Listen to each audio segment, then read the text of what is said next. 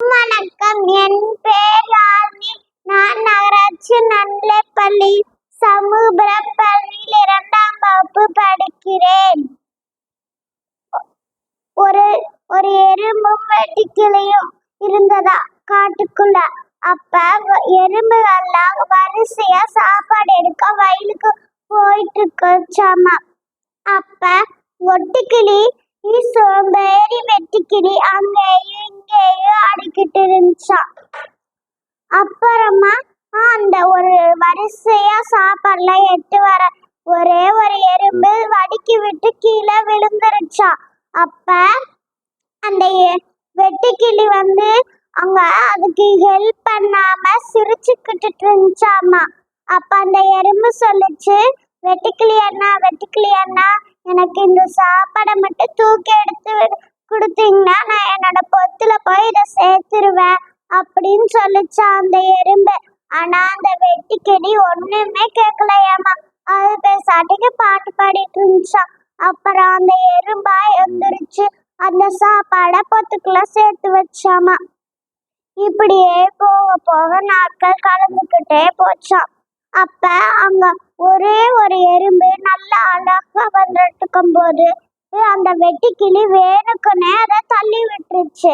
ஏன் இந்த மாதிரி கஷ்டப்படுற, நீ என் கூட ஜாலியா சுத்தலாம்ல அப்படின்னு சொல்லிச்சு அந்த வெட்டுக்கிளி.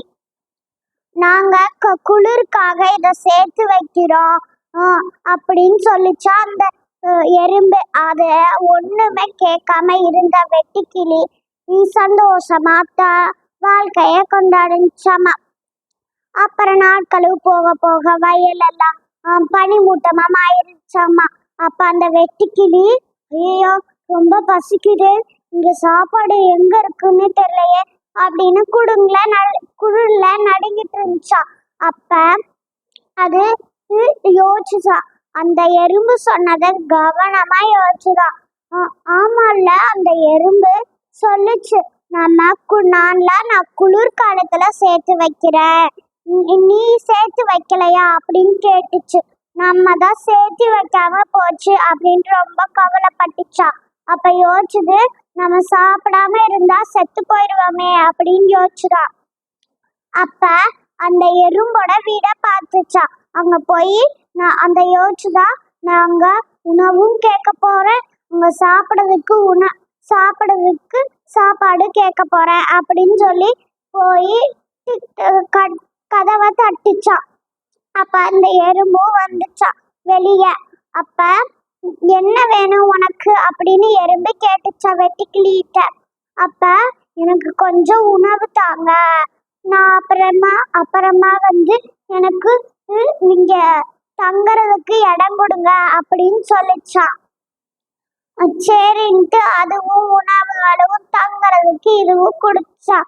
அப்ப யோசிச்சது வெட்டுக்கிளி, நம்ம இந்த எறும்புகளுக்கு எவ்வளோ கெட்டது செஞ்சிருக்கோம், ஆனா இது நம்மளுக்கு நல்லது செய்யுது அப்படின்னு வெக்கப்பட்டு தலைய குமிஞ்சுக்குச்சாமா. இது 32ல இன்னா செய்தாரே ஒருத்தர் அவர் நன்மையம் செய்து விடல். நன்றி.